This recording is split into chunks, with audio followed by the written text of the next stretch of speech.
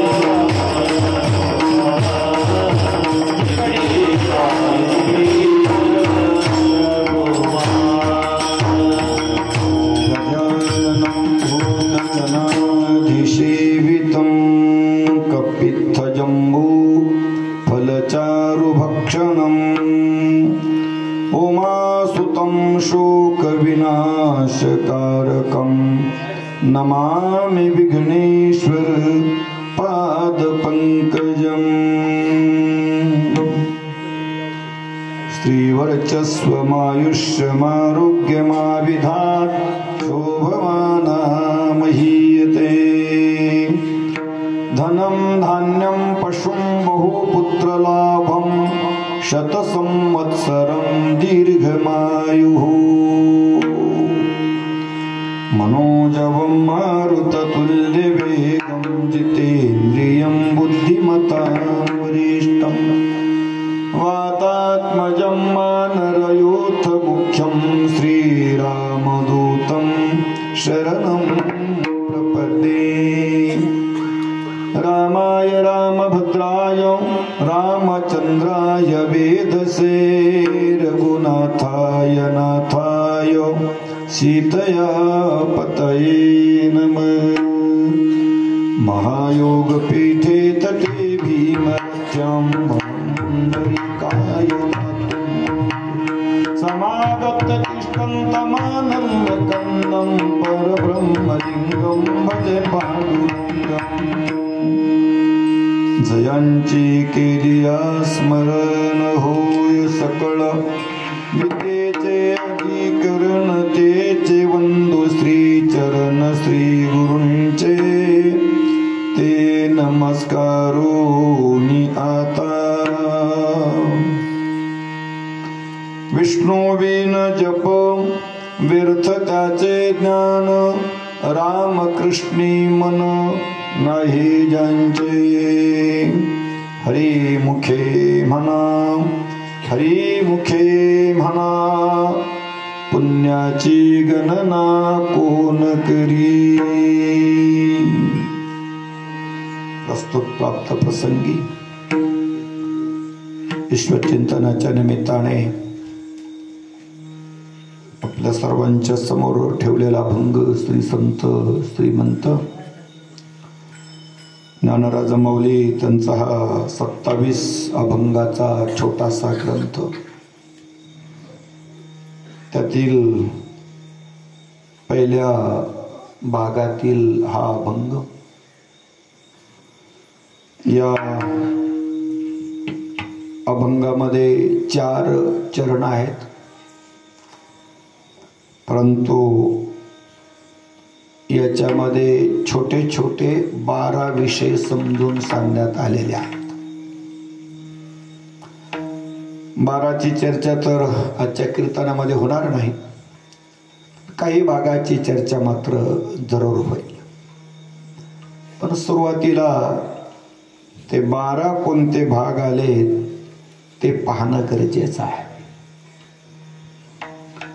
महाराजाने समजून सांगितलं की भगवान विष्णूच्या जपाशिवाय जे लोक दुसऱ्या देवतेचा जप करतात त्यांचं ज्ञान व्यर्थ आहे, त्यांचं ज्ञान व्यर्थ आहे. व्यर्थ आहे याचा अर्थ त्याच्यासाठी योग दर्शनामध्ये एक सूत्र आलेलं आहे आणि महर्षी पतंजलीने असं म्हटलंय की ज्याचं ज्ञान तुम्हाला आहे त्याच्या ज्ञानाचा तुम्ही जप करा.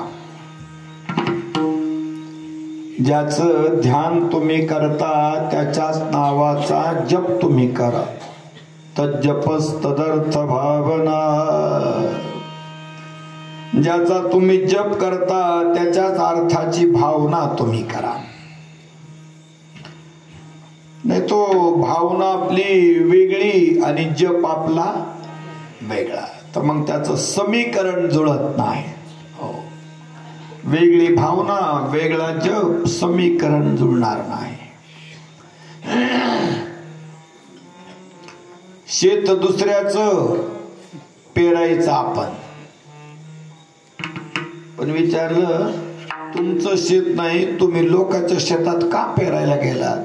ते म्हणले पेरायचा नाद आहे म्हणून, बाकी काही कारण नाही, आपल्याला पेरायचा नाद.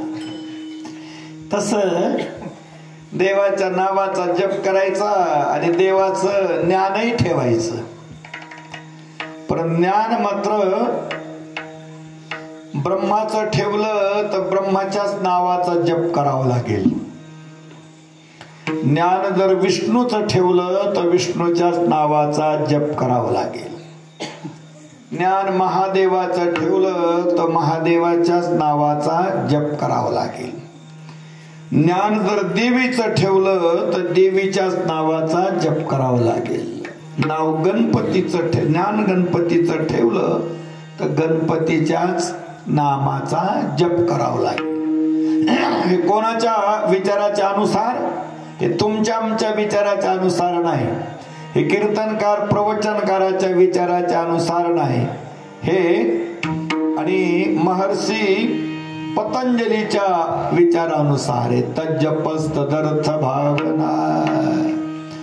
ज्याच्या नावाचा तुम्हाला जप करायचा त्याच्याच अर्थी भावना तुमच्याकडे असावी. आणि म्हणून महाराजांनी सांगितलं विष्णू विन जप व्यर्थ त्याचे ज्ञान. 2 गोष्टी, जप विष्णू विन नाव ज्ञान त्याचे व्यर्थ. विष्णू शिवाय जप करणं एक मुद्दा आणि त्याचं नाव ज्ञान व्यर्थ आहे दुसरा मुद्दा. विष्णू विन जप व्यर्थ त्याचे ज्ञान. रामकृष्णी मन नाही ज्यांचे. थोडस बारकावा आहे. रामकृष्णाच्या ठिकाणी ज्याचं मन नाही त्याचा जप व्यर्थ आहे. वाक्य पुन्हा सांगतो. रामकृष्णाच्या ठिकाणी ज्यांचं मन नाही त्यांचा जप व्यर्थ. आणि ज्यांचा जप विष्णू शिवाय दुसऱ्या देवतेचा आहे त्यांचं ज्ञान व्यर्थ आहे. हो, त्यांचं ज्ञान व्यर्थ आहे. विष्णू विन जप व्यर्थ त्याचे ज्ञान. रामकृष्णी मन नाही ज्यांचे. ज्यांचा जप विष्णू विन त्यांचं जीवन व्यर्थ आणि ज्यांचं ज्ञान विष्णू विन त्यांचं जीवन व्यर्थ. आणि ज्यांचं मन रामकृष्णाच्या ठिकाणी नाही त्यांचं जीवनही व्यर्थ आहे. या तिन्ही गोष्टी पहिल्या चरणामध्ये आहे. पण विचारलं महाराज, आम्हाला तर रामकृष्णाचा ठिकाणी आमचं मन लागणं कठीण आहे, कारण मनाचा स्वभाव चंचल आहे. मन काही एका ठिकाणी बसणारी वस्तू नाही. आता इथे असेल तर उद्या तिकडे जाईल. भगवान परमात्म्याच्या ठिकाणी मन तरी कसं ठेवायचं? आतापर्यंत तुम्ही आम्ही जेवढे प्रश्न केले नाही, तुम्हा आम्हाला जेवढं कळत नाही त्याच्यापेक्षा साधू लोकांना, ऋषी लोकांना, मुनी लोकांना जास्त कळतं. आणि म्हणून अर्जुनाने भगवान परमात्म्याला सांगितलं, चंचलम हि मन कृष्ण प्रमाथी बलवदृढम तस्यं निग्रम मन्ये वायुरीव सुदुष्करम. वायूची मोठ बांधता येणार नाही, पृथ्वीला कवळीमध्ये घेऊन चालता येणार नाही, समुद्राला लोट्यामध्ये कमंडलूमध्ये घेऊन चालता येणार नाही. आणि तशा पद्धतीने मन चंचल आहे, त्याला बांधून आणता येणार नाही. त्याला बांधून आणता येणार नाही. आणि म्हणून महाराजाने सांगितलं की महाराज, मन तर रामकृष्णाच्या ठिकाणी जरा ठेवणं अवघड आहे. महाराज सांगतात, जर तसं तुमचं झालंच नाही तर तुमचं जीवन व्यर्थ आहे. उपजोनी क्रंटा रामकृष्णी मन ज्यांचे नाही ते उपजोनी क्रंटा. ज्यांचं मन रामकृष्णाच्या ठिकाणी नाही ते जन्माला येऊन सुद्धा त्यांचा काही फायदा नाही. उपजोनी क्रंटा. विचारलं महाराज, रामकृष्णाच्या ठिकाणी आमचं मन लागलं नाही, विष्णूचा जप करण्याची बी आमची इच्छा झाली नाही, आणि आमच्याकडे तर ज्ञान आहे. पण महाराजांनी विचारलं, रामकृष्णाच्या ठिकाणी तुमचं मन लागत नाही आणि विष्णूच्या जपाशिवाय दुसऱ्या देवतेचा जप करीत असाल, आणि तुमच्याकडे जर ज्ञान असेल तर काय त्या ज्ञानाने तुम्हाला काही दिलंय का? त्या ज्ञानाने तुमच्या जीवनामध्ये काही बदल केलं का? उपजोने करंटा नेने अद्वैत वाटा. ज्ञान जर तुमच्याकडे असेल आणि अद्वैताच्या मार्गाच्या वाटा जर ते ज्ञान तुम्हाला दाखवित असेल तर मग तुमचा जन्म चांगला आहे.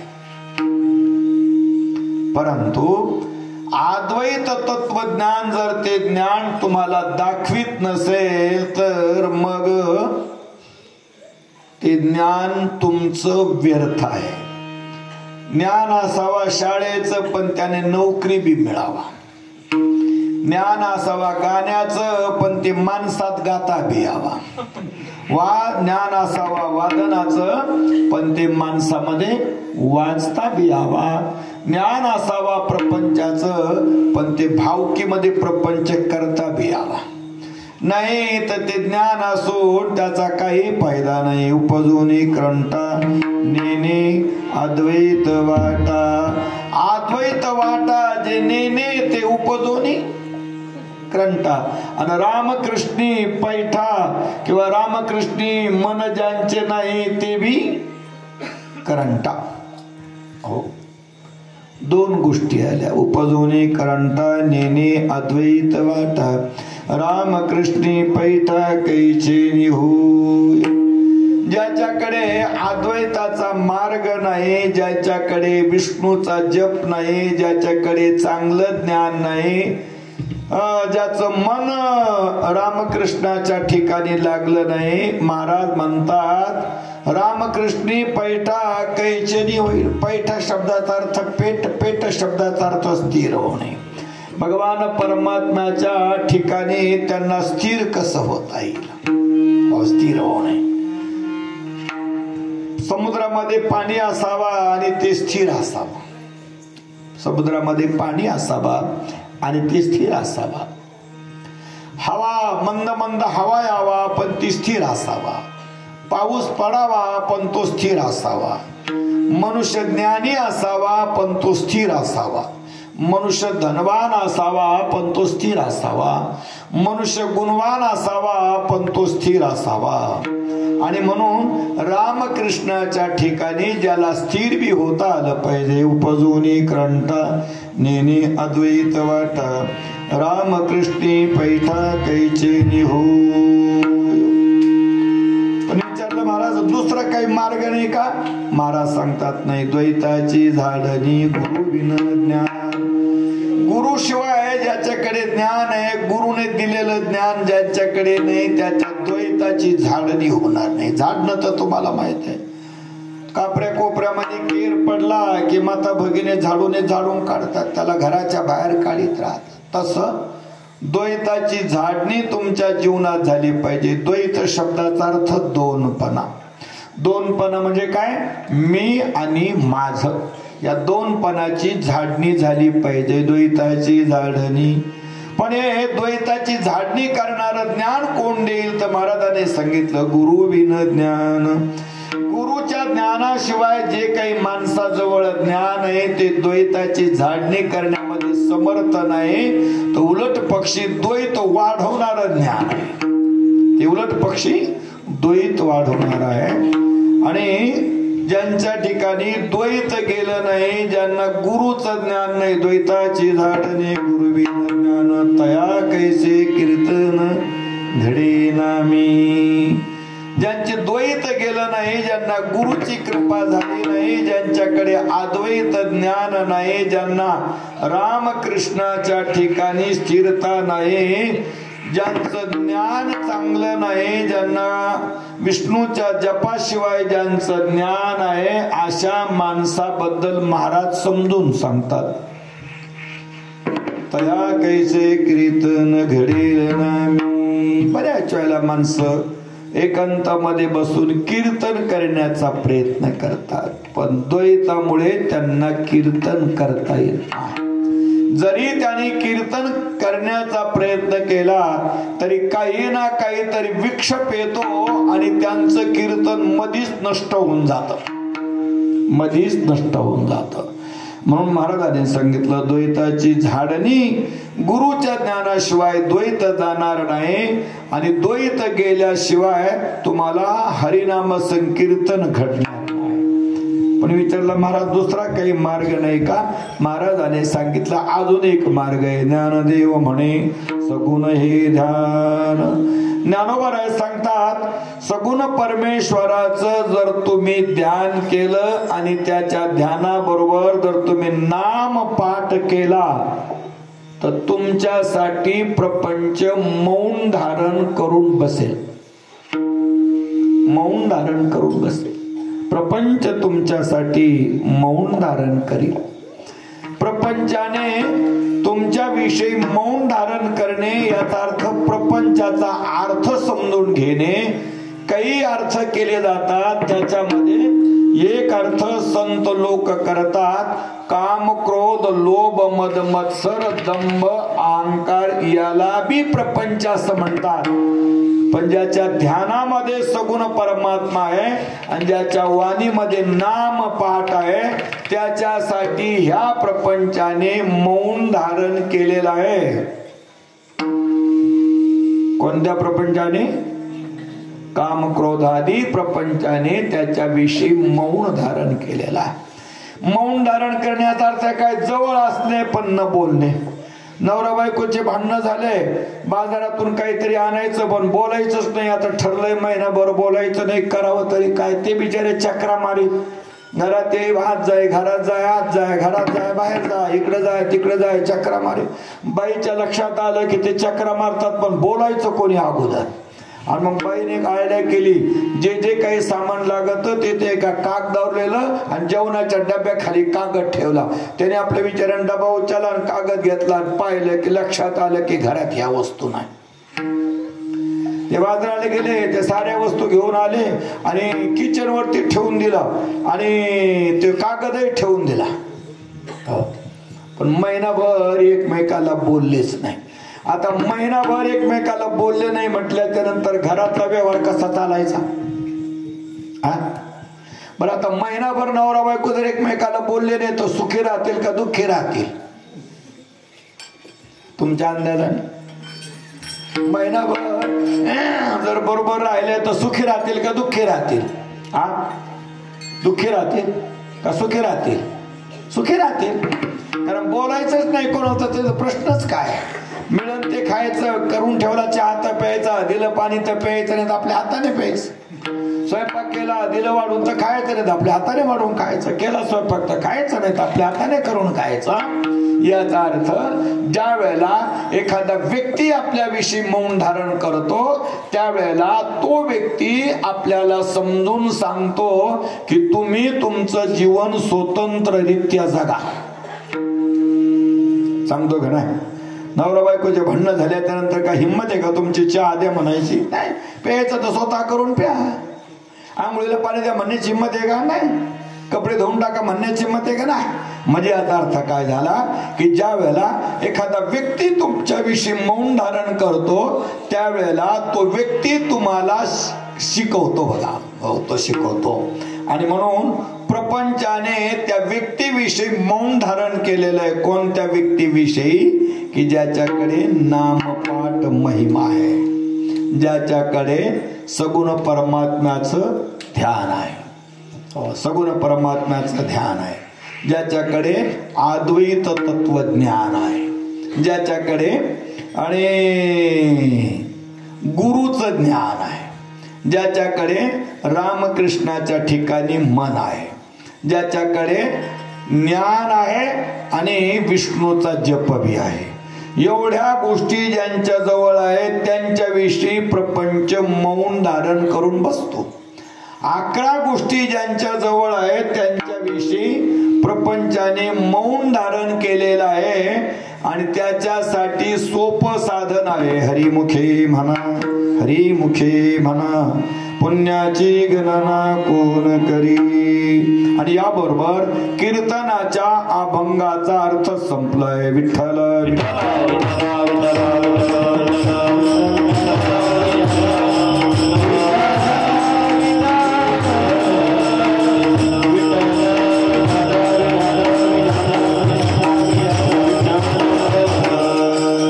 कैसे करो ध्यान, कैसा पाहू तुझ, कैसे करो ध्यान, कैसा पाहू तुझ, कैसे करो ध्यान,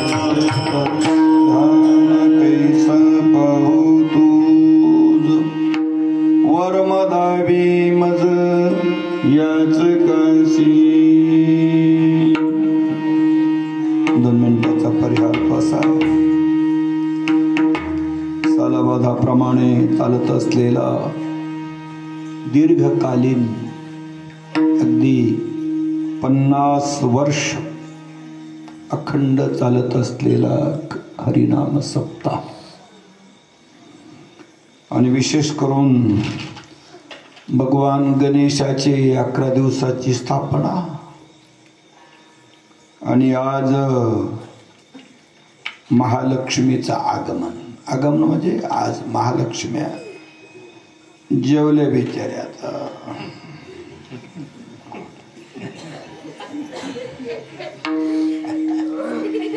त्यांच्या निमित्ताने आम्हालाही पुरणपोळ्या. मी तर म्हटलं मी काही पुरणपोळी खात नाही, पण बाईने सांगितलं नाही महाराज खावं लागते आज, मला खायची तर खायची.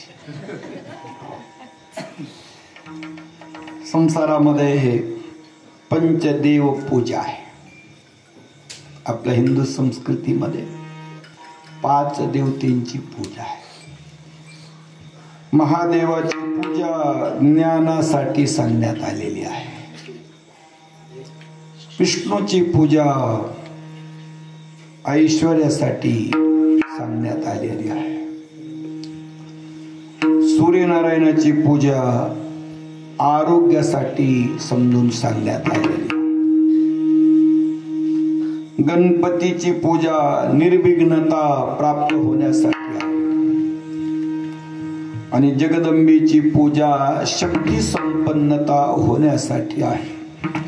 सर्वमंगल मांगल्ये शिवे सर्वार्थ साधिके शरण्ये त्र्यंबके गौरी नारायणी नमोस्तुते.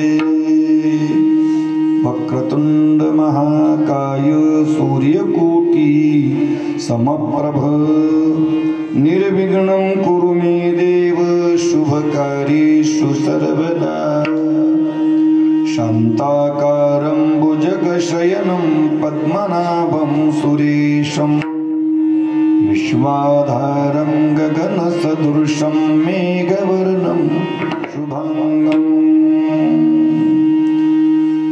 आकृष्णेन रजसा व्रतमानो निवेशयन्नमृतं मृतं च हिरण्येन सविता रथेन देवो भुवनानि यातु पश्चन्. भगवान सूर्यनारायणाची पूजा आहे. विष्णोर्विचक्रमे त्रिधानि दधोपदे समूढमस्यपा सुरेश्वर ही विष्णूची पूजा. त्र्यंबकं जजामहे सुगंधिं पुष्टिवर्धनम् ही महादेवाची पूजा. जगदंबेची पूजा काय? श्री वर्चस्वमायुष्यमारोग्यमाविधा शोभमाना महीयदे धनं धान्यं पशुं बहुपुत्रलाभं शतसंवत्सरं दीर्घमायुः. ऋग्वेदामध्ये या साऱ्या पूजाची व्यवस्था मांडलेली आहे. आणि अशी पवित्र पूजा, या पवित्र पूजेच्या निमित्ताने अखंड हरिनाम सप्ताह, त्या निमित्ताने कीर्तन आणि त्याच निमित्ताने आज महालक्ष्मीचं जेवण. आणि मला सौभाग्य प्राप्त झालं की महालक्ष्मीचं दर्शनही घेता आलं. तसं दर दिवसच घेतो मी दर्शन महालक्ष्मीचं. देवीच्या दारात राहत असल्यामुळे पूजा पाठ करणं, यज्ञ करणं, हवन करणं, होम हवन जे काही असतं ते नित्यनेमाने करणं. पण आजचा विशेष दिवस आहे. आज महिलाने एक प्रतिज्ञा करायची आहे. काय प्रतिज्ञा करायची आहे? 12 महिन्यापर्यंत स्वप्नात सुद्धा मी माझ्या पतीला आरे तुरे बोलणार नाही. स्वप्नात, जागृतीची गोष्ट वेगळी आहे. स्वप्नात सुद्धा बोलणार नाही. आणि ते लक्ष्मीच्या कानात सांगायचं. 12 महिने नियमाचं पालन करील, पण माझ्या घरी संपत्तीची वृद्धी करून जा. तशी जाऊ नको. नेम केलाय तुझ्या दारात. जर का माझ्या नेमाचा भंग झाला तर तू पुढच्या वर्षी काही माझ्या घरी येऊ नको. पण माझ्याकडनं जर नेमाचं पालन झालं तर माझ्या घरामध्ये धनम धान्यम पशुम बहुपुत्र लाभम शतसंवत्सरम दीर्घमायु. माझ्या घरामध्ये धन द्या, धान्य द्या, पशु द्या, पुत्र द्या, दीर्घकालीन आयुष्य द्या. निरामयम आयुष्यम ददातो, निरोगी आयुष्य द्या. अशी जगदंबेकडे मंगल मंगल प्रार्थना करायची, कीर्तनाकडे ओळायचंय. विठ्ठल विठ्ठल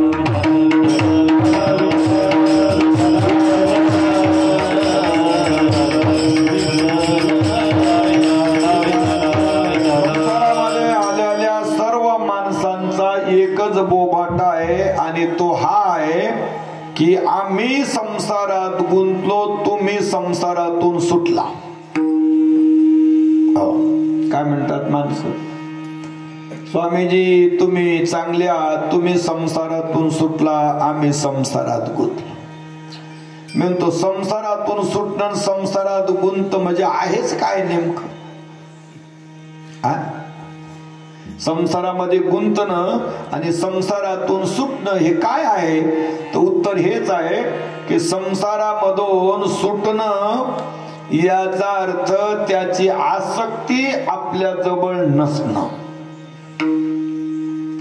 आणि संसारामध्ये गुंतणं म्हणजे त्याची आसक्ती आपल्या जवळ असणं. आता आसक्ती आपल्या जवळ आल्याच्या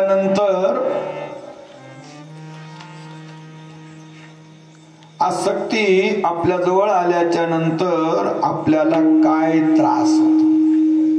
आपल्याला काय त्रास होतो? 25 गाया रानामध्ये चरत होत्या, कोणी पाहत नव्हतं. त्यातली एक गाय वेळेला झाली आणि तिचा जारच पडत नाही, म्हणून ज्याची गाय आहे त्याला दुःख झालं. तो बिचारा डॉक्टरकडे गेला, घेऊन आला. हा प्रयत्न करतो, प्रयत्न करतो, प्रयत्न कर. गावातल्या लोकांनी विचारलं, का पाटील तुमची लईच लगबग चालली वाज, काय भानगडे? तो मला काही नाही, आपल्या गायीचा जार पडना म्हणून जरा डॉक्टरची व्यवस्था करतो. आता 50 जणांच्या गाया आणि 50 जण पारावर बसले, पण त्यातला एकही उठला नाही. आजार कोणाला आहे? गायीला. बरं, गायीची ना आपली काही जात आहे का? तिचं आपलं काही नातं आहे का? काहीच. पण तिच्या विषयी आपल्या मनामध्ये आसक्ती आहे आणि ती आसक्ती आपल्याला बांधून टाकते. काहीच कारण नाही. भावाचं पोरग नापास झालं आणि बाई रडत बसली. विचारलं, का रडता तुम्ही? ते म्हणले, माझ्या भावाचं पोरग पुण्यामध्ये 5-6 वर्ष राहिलं आणि ह्या वर्षी नापास झालं. आता भावाच्या पोराचा तुमचा काय संबंध? काही संबंध आहे का? तुमचं आडनाव वेगळं, त्यांचं आडनाव वेगळं, तुमचं नाव वेगळं, त्यांचं नाव वेगळं, तुमचं गाव वेगळं, त्यांचं गाव वेगळं, त्यांचं घरदार वेगळं, तुमचं घरदार वेगळं. पण घेणं नाही, देणं नाही. विनाकारणच त्याची आसक्ती डोक्यात बसली आणि बाईला चौकामध्ये रडण्याची पाळी आली. तसं तुम्ही आम्ही संसारामध्ये आल्याच्या नंतर खरोखरच संसार आपल्याला रडवतो का आपण स्वतः होऊन रडतो?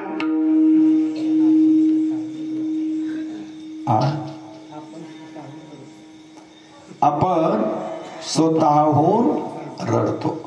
संसार आपल्याला रडवीत नाही. जर संसार जर माणसाला रडवत असता तर महाराजांनी ते वाक्य सांगितलं नसतं. अवघे चित्र लोके आनंदाची नाका, अवघाची संसार सुखाचा शरीर,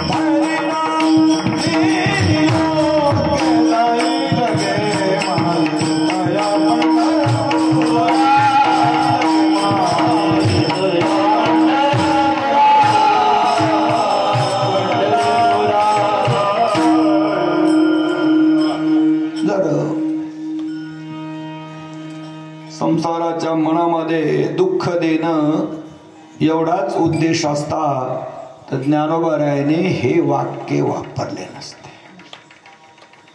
दुसऱ्या बाजूला तेच म्हणत राहता संसार दुःख मूळ चौकडी विश्रांती नाही मोठे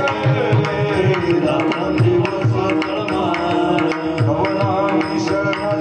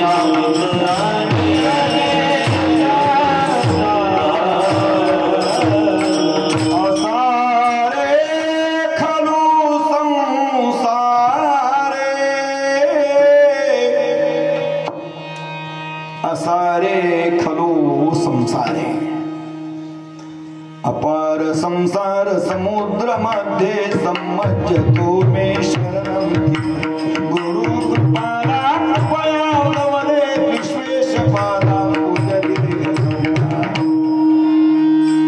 संसार सागरामध्ये पडलेल्या माणसाला कसं तरी वर काढायचं आहे.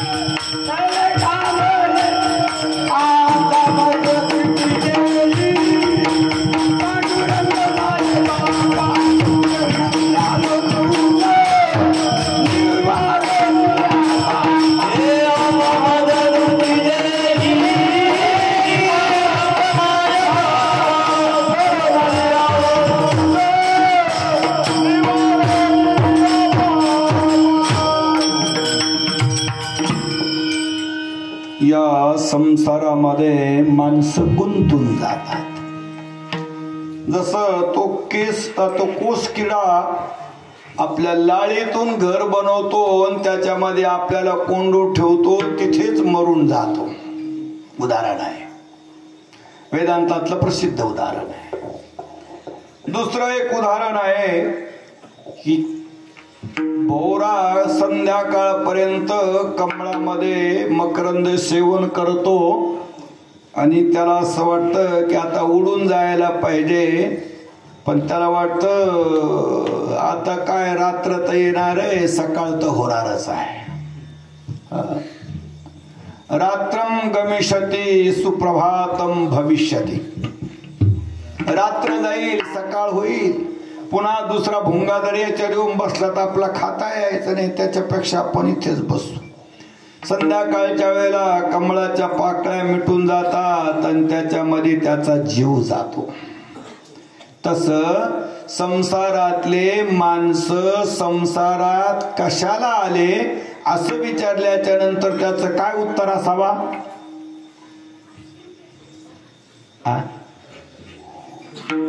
संसारातले माणसं संसारामध्ये कशाला आले, त्याचं काय उत्तर असावं?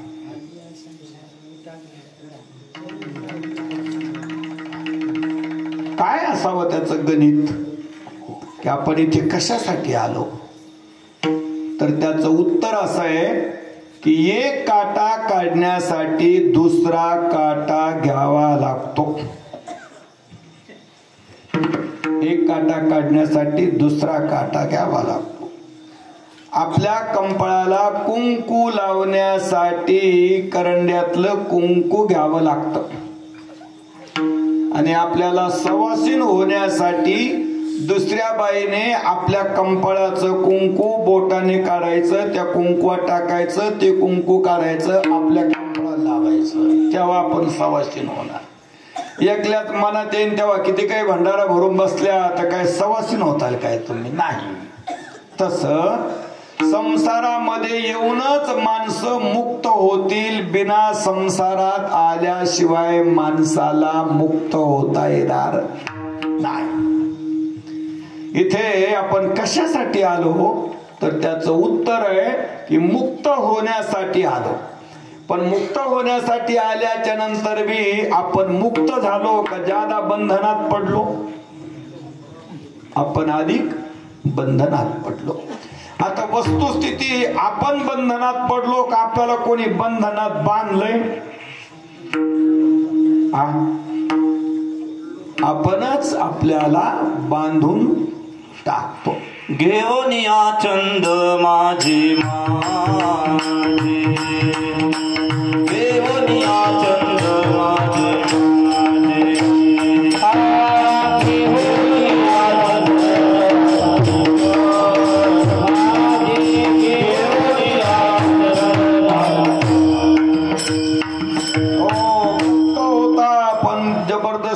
बद्ध झाला का झाला तर माझं माझं असं म्हणून बद्धतेला प्राप्त झाला. आता मला असं विचारायचंय, संसारातून तुम्ही स्वतः सुटला पाहिजेत का संसाराने तुम्हाला सोडलं पाहिजे? बैल कासऱ्याला बांधल्याच्या नंतर बैलाने स्वतः सुटलं पाहिजे का मालकाने सोडला पाहिजे? सहज उत्तर आहे, गुरुजीने शाळा सोडली पाहिजे का मुलाने शाळा सोडली पाहिजे? गुरुजीने सोडली पाहिजे. मुलांचं काय त्याच्यात? तसं संसाराने आपल्याला सोडलं पाहिजे का आपण संसाराला सोडलं पाहिजे?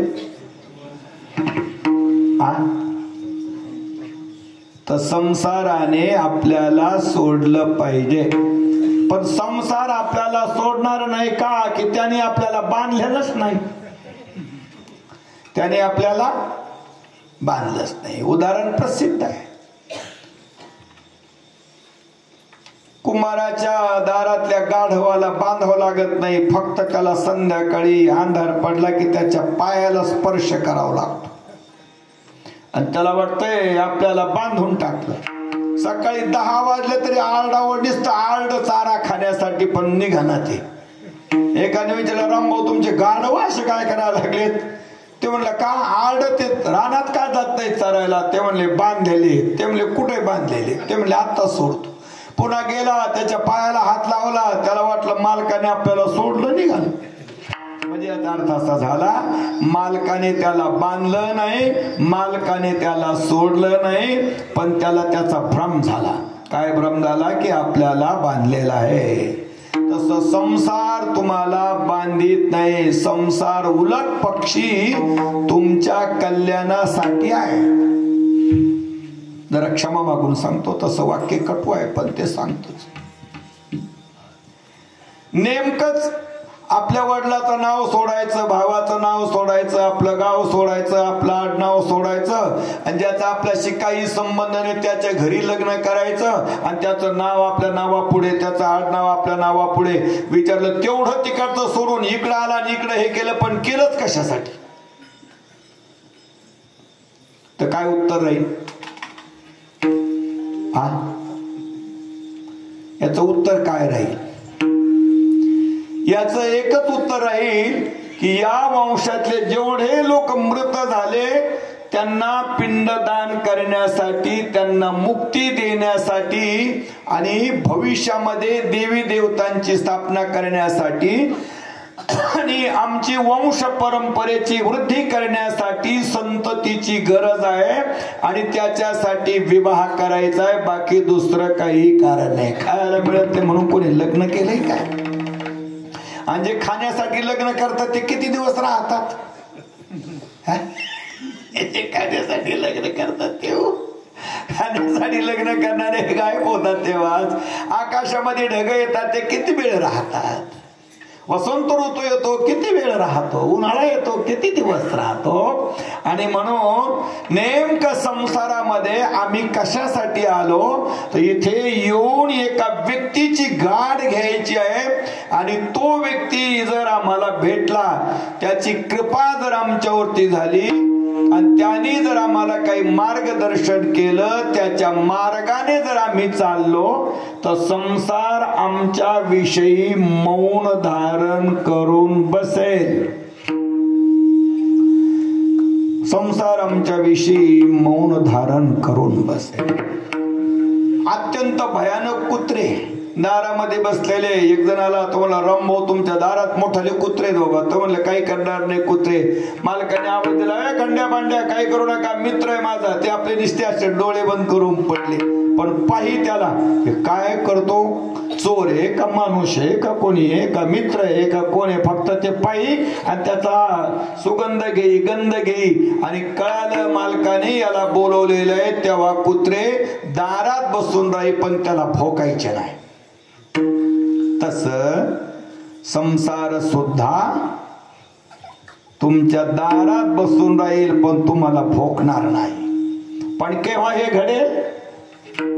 जेव्हा तुमच्याकडे एक सामर्थ्य येईल, आणि त्या सामर्थ्याचं नाव आहे सगुण परमेश्वराचं ध्यान तुमच्याकडे येईल, आणि त्याच्या ध्यानाबरोबर नामपाठ तुमच्याकडे येईल. या दोन साधना तुमच्याकडे आला तर संसार मौन धारण करून बसेल. या अभंगाच्या शेवट ज्ञानदेव माने सगुण ज्ञान, ज्ञानदेव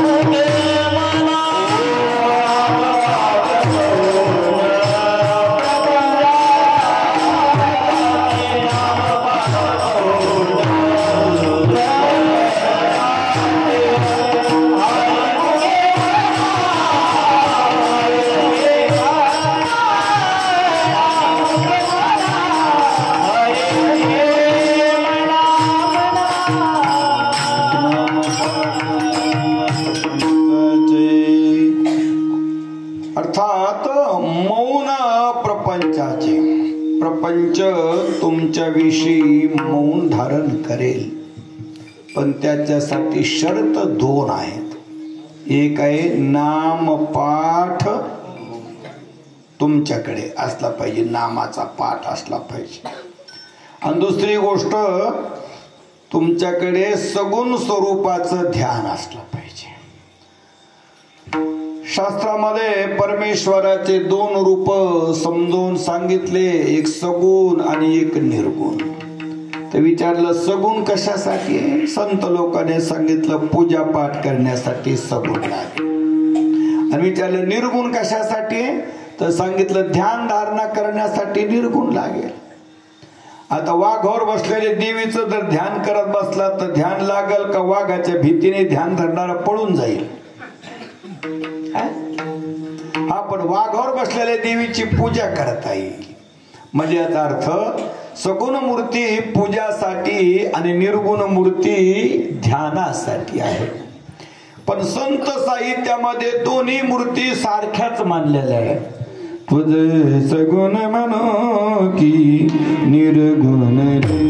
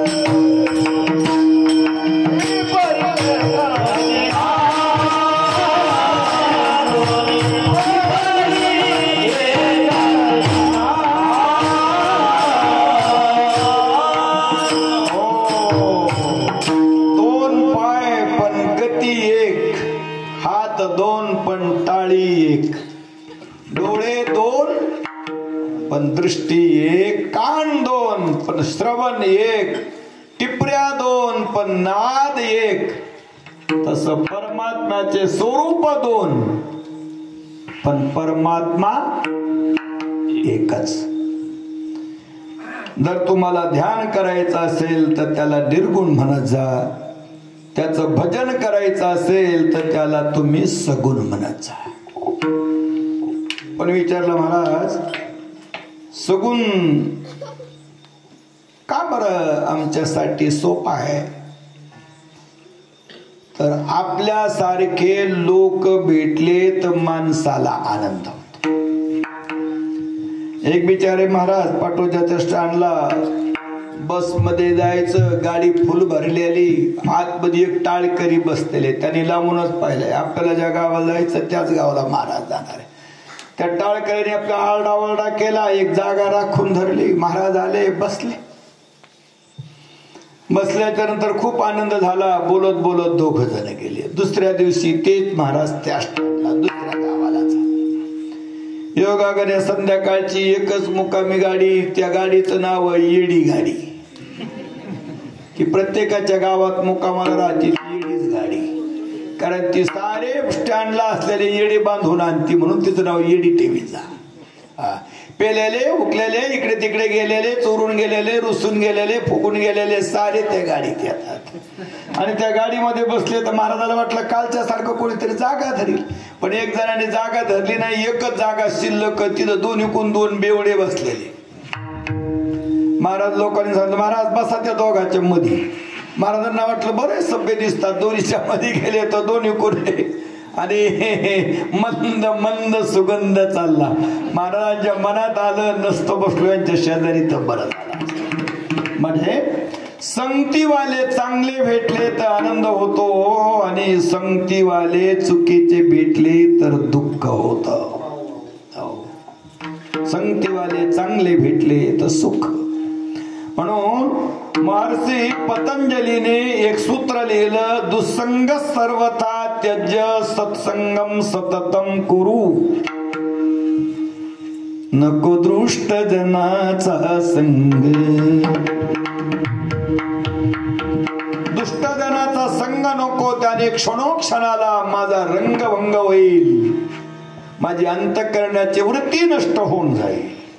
आणि म्हणून जगातल्या पदार्थाचं ध्यान करण्यापेक्षा, संसाराचं ध्यान करण्यापेक्षा परमेश्वराचं ध्यान करा.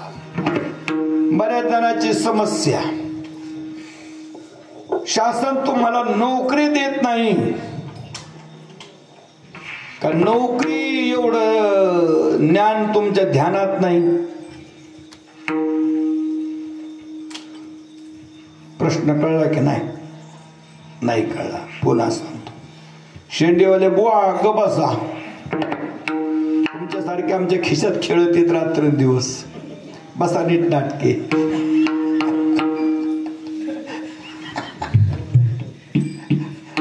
महाराजांना कल्पना आहे, एक पोरग आमच्याकडे लयच येडेवणी करायचं, लयच येडेवणी करायचं, बाहेरच येडेवणी करायचं.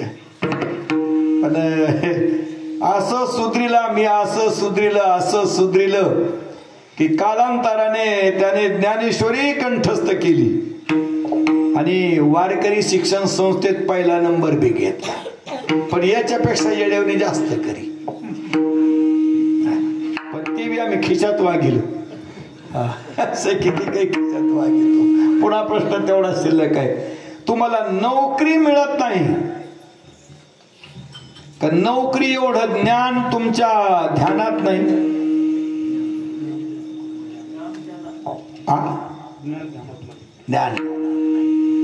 ज्ञान ध्यानात नाही. हे नोकरी देणाऱ्याच काही दोष आहे का? त्याचा काही दोष आहे काय? काही दोष नाही. मला कोळपता ये ना, आणि वावरात गेलो, होय रामभाऊ ते बैल आणि इकडे माझं वावर आहे, मी कोळपीन. ते म्हणलं साहेब तुम्ही शहरातले माणसं, तुम्हाला नाही जमायचं कोळपायला. ते म्हणलं वेडे काय, मी तहसीलदार आहे, सारे काम करतो, सारा तालुका हाकतो, मला कोळप येणार नाही का? ते म्हणजे हाकायच्यात हाका कोळप. कोळपा हाकलं 2-4 तास झाले आणि पुन्हा बांधावर उभं केलं पाणी प्यायला. माग पाहिलं तर हरी बाजरी कलटलेली. त्याने विचारलं साहेब अरे बाजरी कस काय कलटली? तो म्हणलं साहेब तुम्हाला कोळपा हाकता येत नाही. कोळप्यामुळं बाजरीच्या मुळ्या तुटल्या आणि संध्याकाळपर्यंत जर हाकलं तर गोळा करून जनावराला न्यावं लागलं. काय तुमच्याकडे ज्ञान आहे पण ते ज्ञानाचं काय नाही, तुम्हाला ध्यान नाही. आपल्याकडे ज्ञान नाही काय, पुष्कळ ज्ञान आहे पण आपल्याला काय नाही, ज्ञान ध्यानात राहत नाही. ज्याच्या ध्यानात राहत नाही ते बिचारे वहीवर लिहून ठेवतात, डायरीवर लिहून ठेवतात, नाही काही जमलं तर कॅलेंडरवर लिहून ठेवतात. जे लिटर दूध खेड्या गावात घेतात ते कॅलेंडरवर लिहून ठेवतात. मग तो काय लिहून ठेवायची गरज आहे? महिना झाल्यावर पैसे देऊन टाकायचे. 29 तारखेचा महिना आला तर 29 दिवसाचे द्या, 31 तारखेचा महिना आला तर ते द्या. नाही पण शहाणे माणसं कॅलेंडरवर लिहून ठेवतात प्रत्येक तारखेला. का तर त्यांच्या ध्यानात राहत नाही. आणि खरोखर माणसाच्या ध्यानात राहत नाही. लग्न तुमचं कोणत्या महिन्यात कोणत्या तारखेला किती वाजता झालं हे तुमच्या ध्यानात पाहिजे का नाही?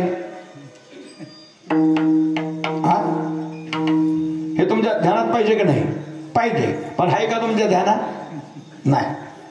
पहिल्या मुलाचा जन्म झाला त्याची तारीख तुमच्या ध्यानात पाहिजे की नाही? किती वाजता झाला, ह्या तारखेला झाला, दुपार होती का, वार कोणता होता, महिना कोणता होता, हे पाहिजे की नाही ध्यानात? नाही. पण तुमच्यापैकी अर्ध्या जणांच्या जन्मपत्रिका नाही. का? ज्यांनी जन्म तुम्हाला दिला त्यांच्या ध्यानात नाही की तुम्हाला केव्हा जन्म दिला आहे. हे घोटाळे आपले 12वी पर्यंत शिकले पण पहिलेच्या वर्गातला काही ध्यानात नाही. आणि म्हणले मी पुण्याला जाईल, MPC करील, UPC करील, जातोच का त्याला तिकडं? ज्याला 1ली ते 12वी पर्यंतचा अभ्यासक्रम ध्यानात नाही त्यांनी परीक्षा देण्याच्या भानगडीत पडायचं नाही. किती लाख लफडे करा तुम्ही पास होणार नाही. पण ज्याच्या 1ली ते 12वी पर्यंतचा अभ्यास ध्यानात आहे त्याने एकदा परीक्षा देऊ द्या तरी तो पास होईल. का? की 12 वर्षाचं ज्ञान ज्याच्या ध्यानात आहे त्याला काही करता येतं. आता जरा थोडस पुढचं विचारतो, जरा अवघड आहे पण विचारतोच तेवढ्यात. आपण आईच्या पोटामध्ये जेव्हा गुरु फिरायचो तेव्हा आपण देवाला काही प्रार्थना करायचो का नाही? काय प्रार्थना? एका वेळ करी या दुःखा वेगळे, एक वेळ करी या दुःखा वेगळे,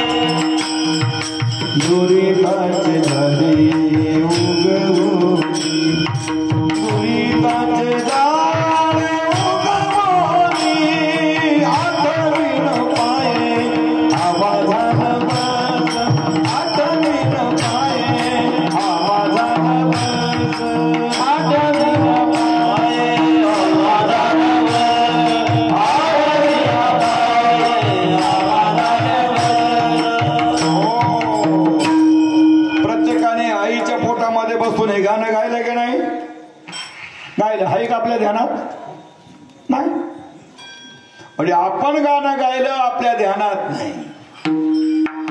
येताची कर्मजार तुझी मान अडकली, 9 मास कष्टाला सीतावने प्रसूत झाली. आईच्या पोटाच्या बाहेर येताना आतमध्ये मान अडकली तर शेजारने बाईने सांगितलं बाई देवाचं नाव घे, बाई देवाचं नाव घे. देवाचं नाव आई घ्यायला लागली तर लेकरू बी घ्यायला लागलं. पण बाहेर आल्यानंतर आहे का त्याच्या ध्यानात? आहे. मृत्यू लोकांमध्ये आपण कशासाठी आलो हे ध्यानात आहे का? नाही.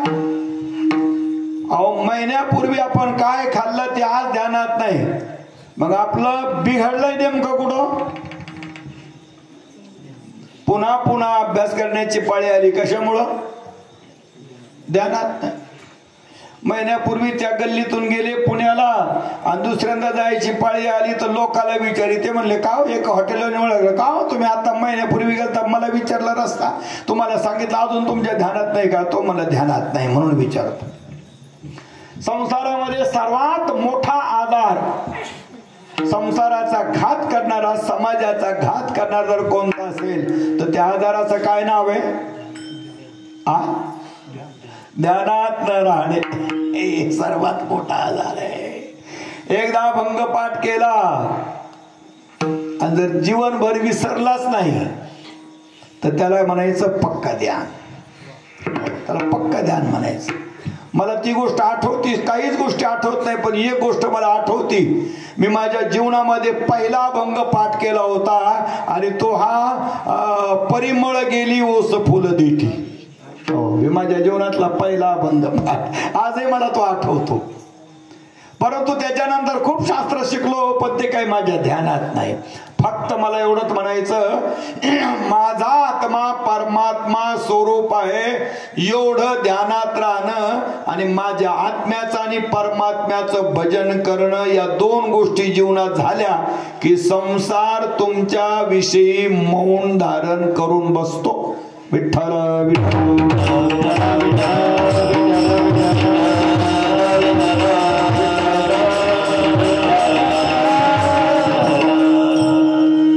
वाक्य पुन्हा सांगतो. तुमचा आत्मा परमात्मा आहे.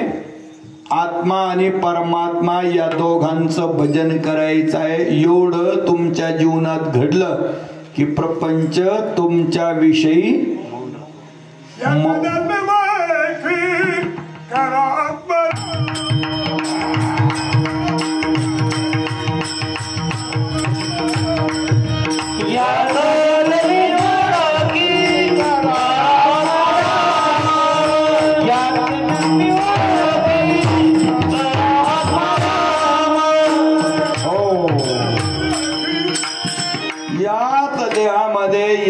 शरीरामध्ये आत्मारामाची ओळख करून घ्या, भेट करून घ्या.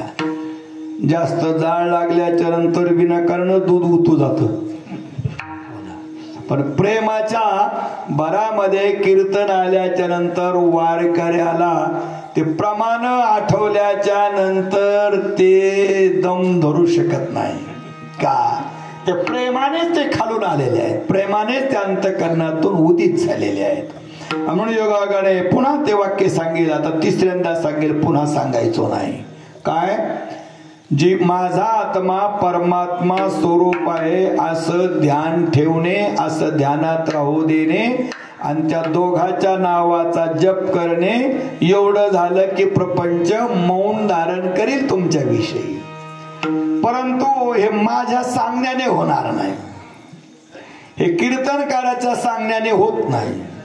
कीर्तनकाराच्या सांगण्याने जर हे झालं असतं तर कीर्तनकाराच्या बायकोच्या लक्षात राहिलं असतं. हे जरा माफ करा मला, पण बाईच्या काही लक्षात नाही. कीर्तन महाराजांच्या मुलाच्या लक्षात आहे, महाराजांच्या मुलाच्या लक्षात आहे.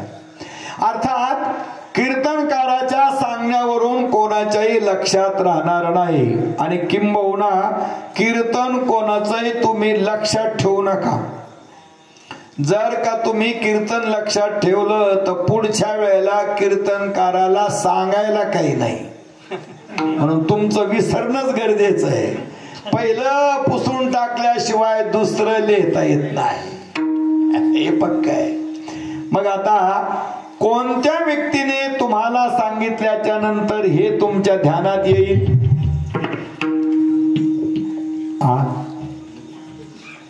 काही पर्याय सांगतो. वेदाने तुम्हाला सांगितलं तर ऐकतान का? वेदाचं श्रुतीने सांगितलं तर ऐकतान का तुम्ही? एतावानस्य महिमा तो जायांच पुरुखः पादोस्य विश्वभूतानि त्रिपादस्य मृतं दिवी. दृश्यते त्वग्रया बुद्ध्या केवलैरिन्द्रियैरपि अतिदूरादति सामीप्यात् इंद्रियघातान् मनोनवस्थानात् सौक्ष्म्यादपि भवात् समाविहाराश्च. वेदाने सांगितलं तरी जमणार नाही, उपनिषदाने सांगितलं जमणार नाही, पुराणाने सांगितलं जमणार नाही, कोणी सांगितलं तर जमणार नाही, पण एका व्यक्तीने सांगितलं तर जमल्याशिवाय राहणार नाही. त्या एका व्यक्तीने सांगितलं पाहिजे. गावातल्या किती लोकांनी सांगू द्या, रामभाऊ तो भाऊ मोठा आहे बरं का, तो लय तिकडे संपत्ती घेऊन ठेवायला लागला, येडेवणी करतो म्हणला, येतच करू नको. साऱ्या गावाने सांगू द्या, पण भावातून भाऊ वेगळा निघणार नाही. फक्त दोन व्यक्तीने सांगितलं की वेगळा निघतो.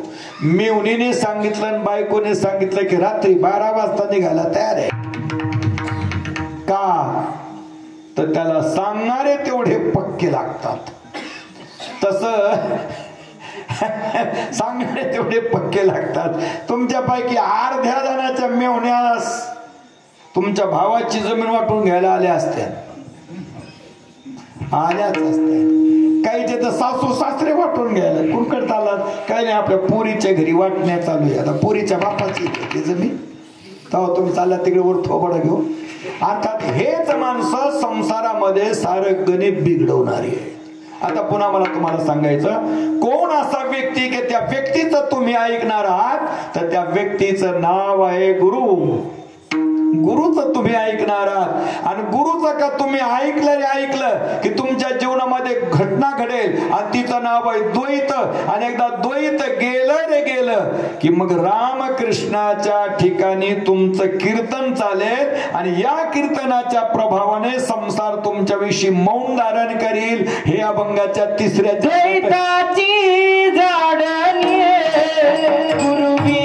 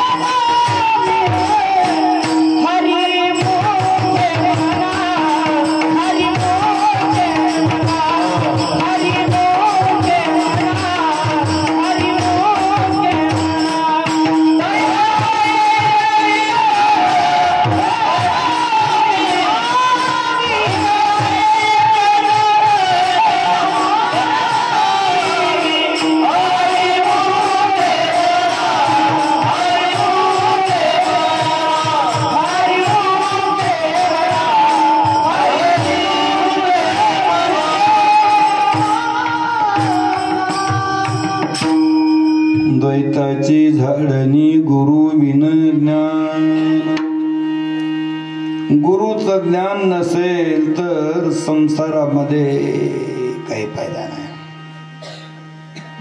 आता आपण बऱ्याच जणांनी माळी घातल्या असतील, पण गुरु केलाच असेल असा माझा दावा नाही.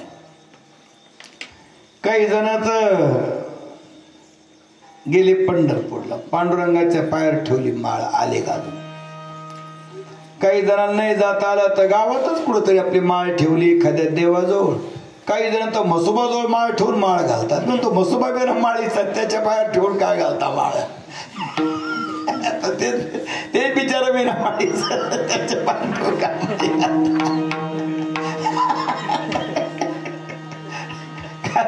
आता अशा म्हसोबाच्या पायावर माळ ठेवून घातली तर काय त्याचा फायदा व्हायचा आपल्याला?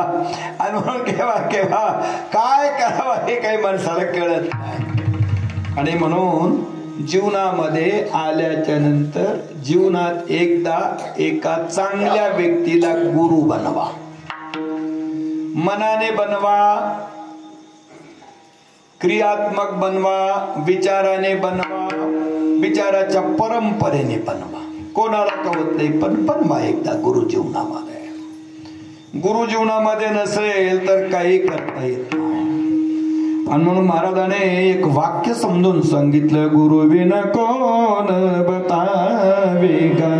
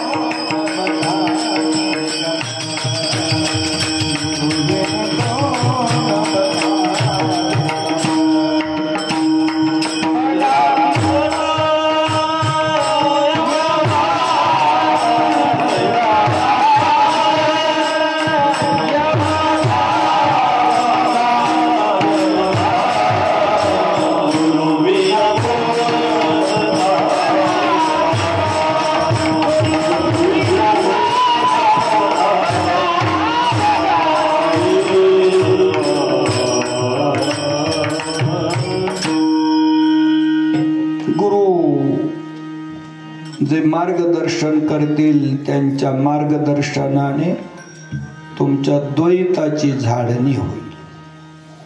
द्वैत शब्दाचा अर्थ दोनपणा. जर मी तुम्हाला असं विचारलं की शरीर कोणाचं आहे तर काय म्हणणार तुम्ही? माझं. आणि पुन्हा विचारलं की डोळे कोणाचे, उत्तर काय मिळालं? माझं. मग दोन झाले का नाही? शरीर आणि डोळे दोन आहे. विचारलंय बैल कोणाचे? माझे. आणि विचारलं घर कोणाचं आहे? माझं. दोन झाले का नाही? दोन झाले. विचारलं तुम्ही कोण आहे? तो म्हणलं मीच आहे. आणि विचारलं बाई कोण आहे? माझी पत्नी आहे. झाले की नाही? दोन. दोन झाले. आणि जेव्हा जेव्हा दोन येत असतात तेव्हा तेव्हा दुःख होत असत. तुझे खंडित मला तो अवघा हरी आपणा बाहेरी न लगे ठावून दावा. दोनपणा गेला पाहिजे. दोनपणा जोपर्यंत आहे तोपर्यंत दुःख आहे. दोनपणा गेला की मग मनुष्य सुखी होतो. पण दोनपणा म्हणजे काय? माया मायेच्या रूपाने कळली पाहिजे आणि आत्मा आत्म्याच्या रूपाने कळला पाहिजे. जरा क्षमा मागून सांगू का नको? जरा अवघड आहे. आई आईच्या रूपाने कळली पाहिजे. पण ज्या दिवशी आई आपल्याला मोलकरणीच्या रूपात कळते तेव्हा आपल्या जीवनाचा 100% नाश होतो. केव्हा होतो? आई जेव्हा आपल्याला मोलकरणीच्या रूपात कळेल तेव्हा आपला नाश होईल. वडील जेव्हा एखाद्या कामगाराच्या रूपाने समजतील तेव्हा आपला नाश होईल. भाऊ जेव्हा आपण शत्रूच्या रूपामध्ये पाहू तेव्हा आपला नाश होईल. बहिणीला जेव्हा आपण दुसऱ्या रूपात पाहू तेव्हा आपला नाश होईल. आणि आपली बुद्धी आणि आपला आत्मा या दोघांना आपण जेव्हा दोन रूपात पाहू तेव्हा आपला नाश होईल. पण ज्या वेळेला ज्ञान आणि आत्मा दोन्ही एक आहे असं आपण जेव्हा पाहू तेव्हा आपल्या जवळच्या दोनपणाचा ऱ्हास होईल. आणि दोनपणा गेला रे गेला की मग तुमच्या जीवनामध्ये आनंद होईल. द्वैताची झाडणी गुरुविन ज्ञान तया कैसे कीर्तन घडेल नाही. याच्यासाठी विचारलं महाराज अजून काय करावं लागेल. महाराजांनी सांगितलं हे सारं करण्यासाठी अजून 6 गोष्टी बाकी आहेत.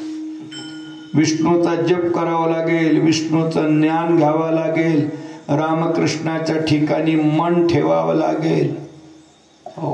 हे पहिल्या चरणातला अर्थ. हे 3 गोष्टी पहिल्या चरणामध्ये आहेत. दुसऱ्या चरणामध्ये पुन्हा 3 गोष्टी आहेत.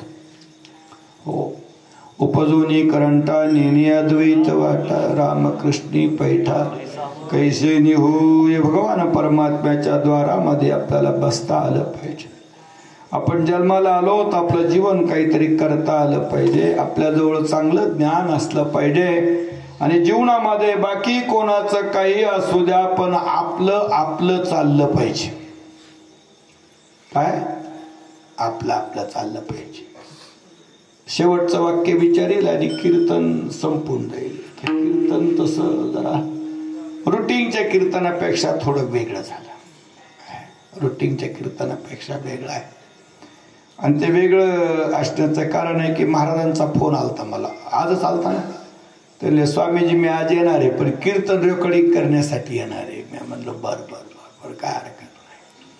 आणि मग कीर्तन असं व्हावा की श्रोत्यांनाही कळावा आणि साधकाला त्याच्यावरती विचार करता यावा. या दोन्ही गोष्टी व्हावा. थोडं हे मला कळालं की थोडं महिला मंडळींना कीर्तन असं फार मनात राहण्यासारखं नाही. पण त्याला माझा नाविलाज आहे. मुलाच्या लग्नामध्ये आलेले भांडे सुद्धा बाईच्या लक्षात नाही तर कीर्तनाचा काय प्रश्न आहे. बाईने विचारलं कबशी दिली पण चाळणीच नाही.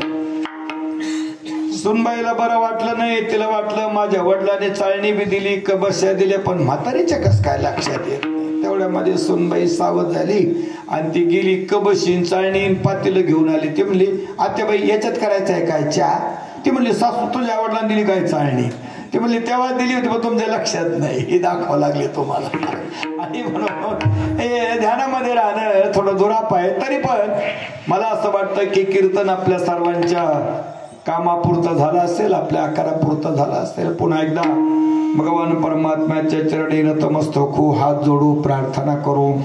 भगवान गणेशाला विनंती करू की निर्विघ्नता आमच्या गावामध्ये राहू दे. आणि महालक्ष्मीला प्रार्थना करू की स्त्रीवरचं समायुष्यम आरोग्यम विधात शोभमाना महीयते धनं धान्यं पशुं बहुपुत्रलाभं शतसंवत्सरं दीर्घमायु. ऋग्वेदामध्ये एक सूक्त आलेलं आहे त्याचं नाव आहे स्त्री सूक्त. त्या स्त्री सूक्तामध्ये 29 मंत्र आलेले आहेत. त्या 29 मंत्रातला हा शेवटचा मंत्र आहे. नेहमी करता ब्राह्मण मंडळी आशीर्वाद देताना हा मंत्र म्हणत राहतात. जगदंबेकडे प्रार्थना करू, माँ भगवतीकडे प्रार्थना करू आणि आपल्या सर्वांना निरामय आयुष्य मिळो, निरोगी आयुष्य राहावो आणि आपल्या जीवनामध्ये काहीतरी ध्यानात राहावो, मनात राहावो, बुद्धीत राहावो, चित्तात राहावो, अंतकरणात राहावो आणि आपल्या वाणीमध्ये सदा सर्वदा परमेश्वराचं नामचिंतन राहावं. एवढी मंगल कामना करू. आमचे संत मंडळी विशेष करून महाराजांचंही बी आगमन या ठिकाणी झालं. आपण सर्वजण आलात. पुन्हा एकदा सर्वांना परमेश्वराच्या तर्फे मंगल आशीर्वादाची कामना करील. एक छोटीशी सूचना आपल्याला देईल. येणाऱ्या डिसेंबर महिन्याच्या शेवटी 25 तारखेच्या नंतर म्हणजे जानेवारीच्या 5 तारखेपासून जगभरातले प्रसिद्ध तीर्थक्षेत्र आणि कुंभमेळा त्याच्यामध्ये जगभरातले साधू येणार आहे. आपल्या सर्वांच्या वतीने मीही जाणार आहे. पण मी एकला जाणार नाही, मी तुम्हाला घेऊन जाणार. आमचे ते ते मला वाटतं तिकडे मला त्यांचा फोन आला होता. तिकडे आखाड्यामध्ये येत ते मागच्या 2-3 कुंभापासून ते आमच्या बरोबरच राहत. या वेळेला बी ते आमच्या बरोबरच राहणार. पण ते आता सध्याला तिकडं परभणीकडे एक आश्रम आहे, आमच्या आखाड्याचा आश्रम, मोठा आश्रम आहे बंजाघरी, तिकडे आहे. त्यांचा फोनही आलता मला आणि कीर्तनाच्या वेळेला. पुन्हा एकदा आपल्या सर्वांना धन्यवाद.